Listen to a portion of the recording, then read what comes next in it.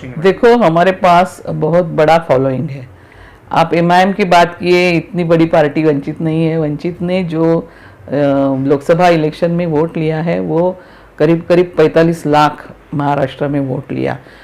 ये ठीक है कि उनका कोई आमदार या खासदार चुन के नहीं आया, लेकिन लोगों का बहुत बड़ा सपोर्ट वंचित के पीछे है और इसके रिजल्ट आने वाले काल में आपको दिखने वाले हैं। तो आरएसएस का ये रवैया रहा है कि एक पोलराइजेशन हिंदू वर्सेस मुस्लिम करके वहाँ पर एक हिंसा की राजनीति हो रही है, फसाद की राजनीति हो रही है, समाज का भाईचारा बिगड़ रहा है। तो ये अगर बिल पास किया जाए तो इस तरीके का जो राजनीति की जाती है, सेकी जाती है, उसको एक रोक लगाई जा सकती है। इसकी वजह से ये जो बिल आया है इसको हेट स्पीच प्रोहिबिशन एक्ट भी हम कहते हैं। महाराष्ट्र सरकार ये जो 5% रिजर्वेशन है उसको इम्प्लीमेंट कर सकती है, इसके लिए हरी झंडी दिखाई है। सच्चाई की, बंधुता की, समता की और जमहूरियत की राजनीति जो यहाँ पर अभी तक हुई नहीं कभी, वो सच्ची राजनीति करने हम जा रहे हैं। आप अगर देखेंगे तो जो जिसमें डिसीजन मेकिंग पावर है, ऐसे पद बाकी के जो पार्टियां वो नहीं देते हैं। और हमारे यहाँ पर आप देखेंगे तो बहुत सारे महानगरों के ऊपर वंचित के अध्यक्ष है। वंचित ने जो मुस्लिम औरतें चुनकर लाई है, डॉक्टर गजाला खान है, नजमुन्निसा बेगम जो बुल्ढाना की नगराध्यक्ष है, और साबिरा सौदागर जो अकोला की जिला परिषद अध्यक्ष रह चुकी है।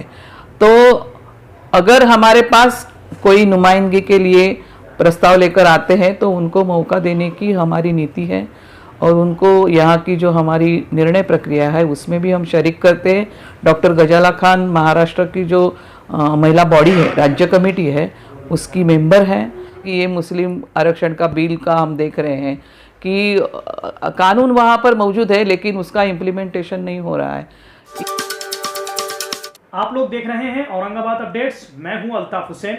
हमने जब जब देखा है कि किसी पार्टी हो या देश के अंदर कई राज्यों के मुख्यमंत्री जो है औरत रह चुकी हैं, उसके अलावा हमने देखा है कि परवरिश करने के लिए जब परवरिश होती है तो सबसे ज़्यादा योगदान एक औरत का होता है। घर को चलाने में एक औरत सबसे ज़्यादा योगदान देती है। उसके अलावा कई पार्टियां हमने ऐसी देखी हैं कि कब सबसे ज़्यादा योगदान उसमें औरतों का रहा। वैसे ही उसी के चलते वंचित बहुजन आघाड़ी के महाराष्ट्र के प्रदेश अध्यक्ष रेखाताई ठाकुर हमारे साथ मौजूद हैं। एक ऐसा नाम है, एक ऐसा चेहरा है जो वंचित बहुजन आघाड़ी का एक बहुत ही बड़ा नाम है। बड़ी बात तो यह है कि वंचित बहुजन आघाड़ी ही एक ऐसी पार्टी है जो फादर बॉडी के अंदर एक लेडीज को रखा इसलिए गया कि इनके अंदर क्या उसकी खूबियां हैं जो पार्टी को लेकर चल सकती हैं, पार्टी को आगे बढ़ा सकती हैं। क्या इनको चेहरे को देखकर कई समाज की औरतें, मुस्लिम हो, दलित हो, सिख हो, ये सारे इनको देखकर पार्टी में आ सकते हैं।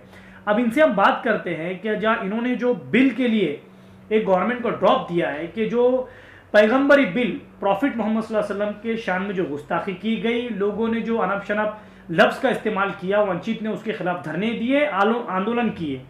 सारी पार्टियां करती है लेकिन वंचित का इसमें बड़ा रोल रहा और इन्होंने महाराष्ट्र सरकार को एक ड्रॉप बनाकर दिया कि इसके लिए कानून पास किया जाए। उनके ताल्लुक से हम बात करते हैं और भी विषय पे इनसे बात होगी। मैडम, स्वागत है आपका औरंगाबाद अपडेट्स के अंदर।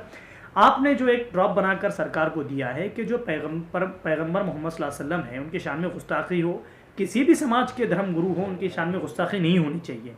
तो आपने क्या ड्रॉप में लिखकर उन लोगों को आगे प्रस्ताव दिया है और क्या उस बिल के अंदर सबसे बड़ी बात देखने के लायक है वो आप हमें बताइए। देखो, हमारा देश एक सेकुलर देश है और भारत के संविधान में जो अलग अलग मजहब के लोग यहाँ पर रहते हैं उनकी जो धार्मिक स्वतंत्रता है उसके लिए एक भूमिका संविधान की रही है, उसके रक्षण की भूमिका रही है। वो मूलभूत अधिकार है यहाँ के आदमी का कि जो उसका धार्मिक विश्वास है उसको वो कर सके। लेकिन हम देख रहे हैं कि भारत की राजनीति में अलग अलग जो मजहब है उनको आपस में लड़ाकर एक पोलराइजेशन करा के यहाँ पर राजनीति की जा रही है, जिसको हम इलेक्शन इंजीनियरिंग कहते हैं। खास करके आरएसएस का ये रवैया रहा है कि एक पोलराइजेशन हिंदू वर्सेस मुस्लिम करके वहाँ यहाँ पर वोटिंग के वक्त इनको वोट बैंक की तरह इस्तेमाल किया जाता है अलग अलग समूहों को। तो ये जो किया जाता है इंजीनियरिंग, इसमें खास तौर पर जो लोगों के आदर स्थान है, जो यहाँ के मसीहा है, यहाँ के विभूतिया है, यहाँ के धर्मगुरु है, उनके जो विश्वास है, उनके जो पूजा स्थान है, उसकी अवहेलना करके, उसके ऊपर टिप्पणियाँ करके एक हेट्रेड फैलाया जाता है और लोगों की भावनाएं चेताई जाती है और लोगों को आपस में लड़ाया जाता है। इसकी वजह से यहाँ पर मॉब लिंचिंग हो रहे हैं, यहाँ पर एक हिंसा की राजनीति हो रही है, फसाद की राजनीति हो रही है, समाज का भाईचारा बिगड़ रहा है। तो इसके खिलाफ कुछ होना चाहिए।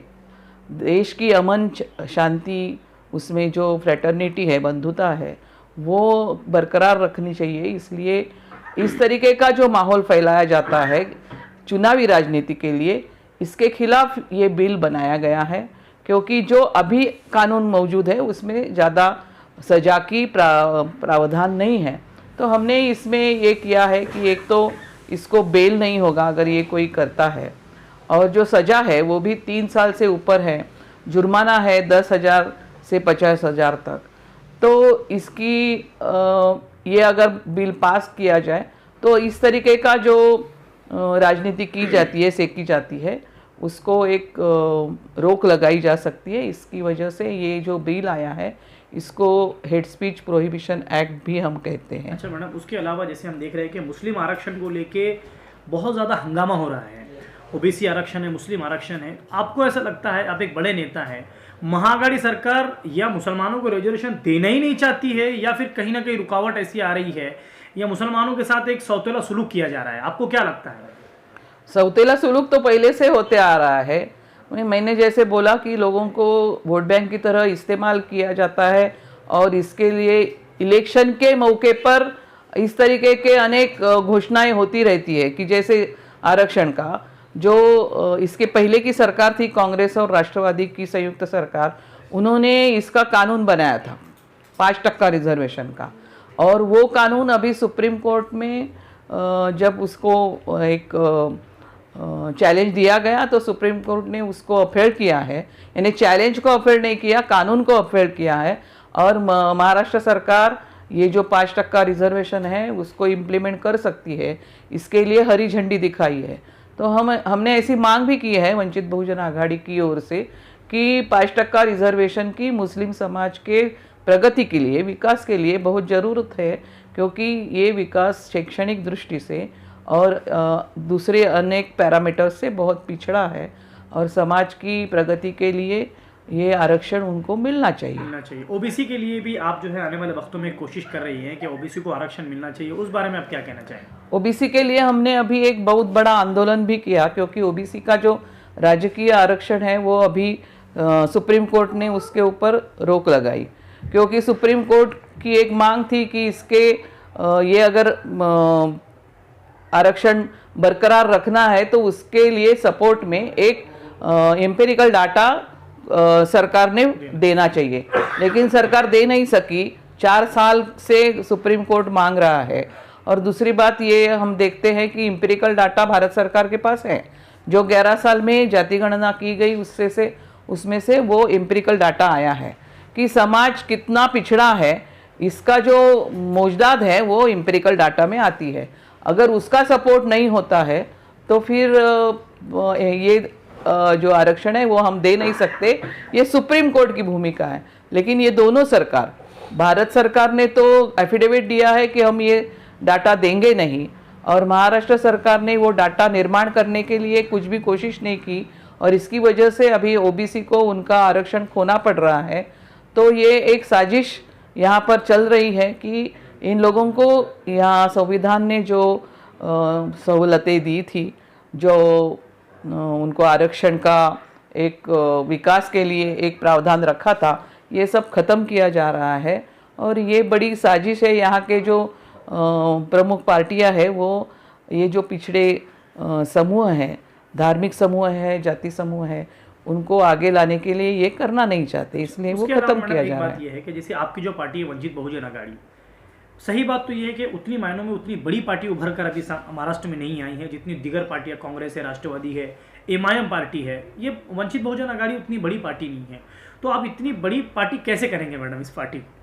वंचित इतनी बड़ी नहीं है क्योंकि आप एक महाराष्ट्र के बड़े नेता हैं। हाँ। आपके अब देखिए दलित समाज है, दलित समाज के अलावा मुस्लिम समाज कहीं ना कहीं आपसे जुड़ रहा है, तो क्या बड़े बड़े चेहरे आपके पास मुस्लिम ऐसे हैं जिसके दम पर आप जो है इलेक्शन महाराष्ट्र में लड़ेंगे? औरंगाबाद शहर की खास बात अगर हम करें तो कैसे आप लगभग इसको जीत के करीब आप पहुंचेंगे? देखो, हमारे पास बहुत बड़ा फॉलोइंग है।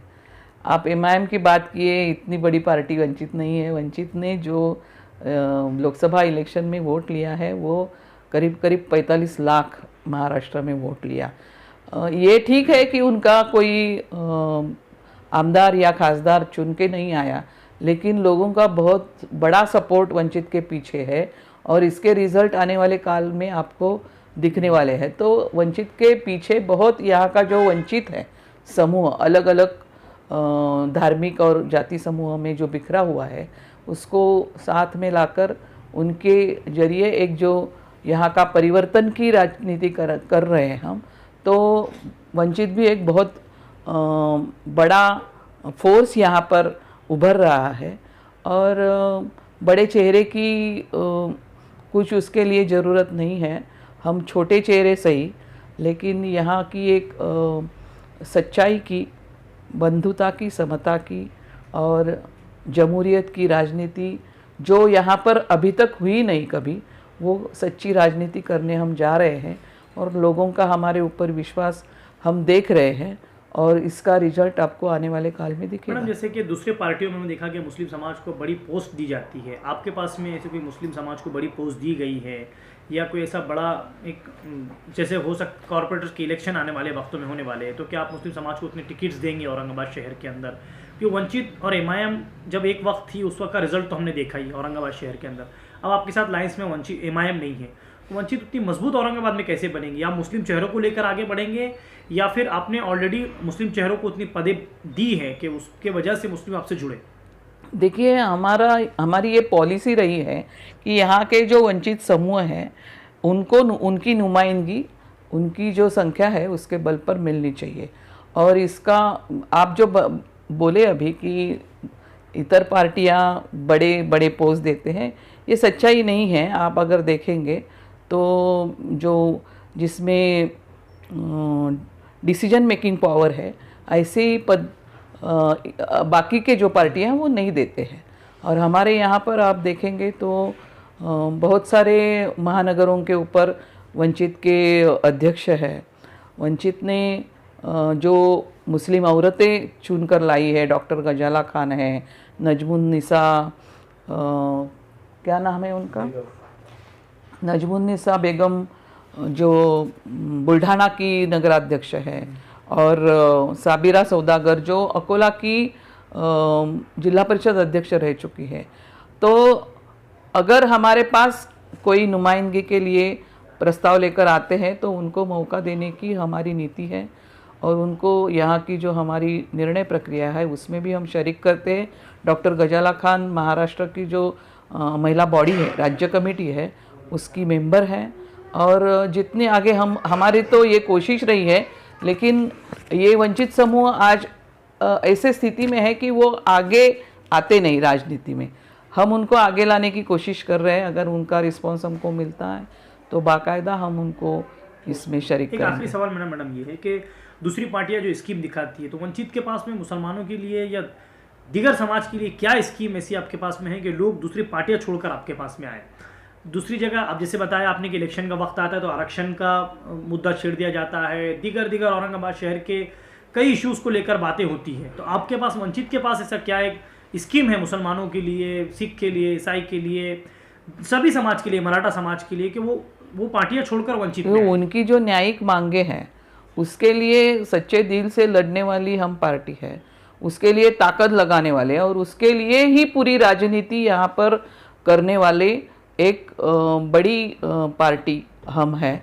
बाकी लोग तो बातें बहुत करते हैं, लेकिन अभी जैसे कि ये मुस्लिम आरक्षण का बिल का हम देख रहे हैं कि कानून वहाँ पर मौजूद है लेकिन उसका इम्प्लीमेंटेशन नहीं हो रहा है। इस तरीके से जो एक दोगलापन है इन लोगों की राजनीति में, वो वंचित का नहीं रहेगा। और वंचित सच्ची माने में यहाँ के जो वंचित समूह हैं उनको न्याय दिलाने के लिए ही फॉर्मेट हुई है।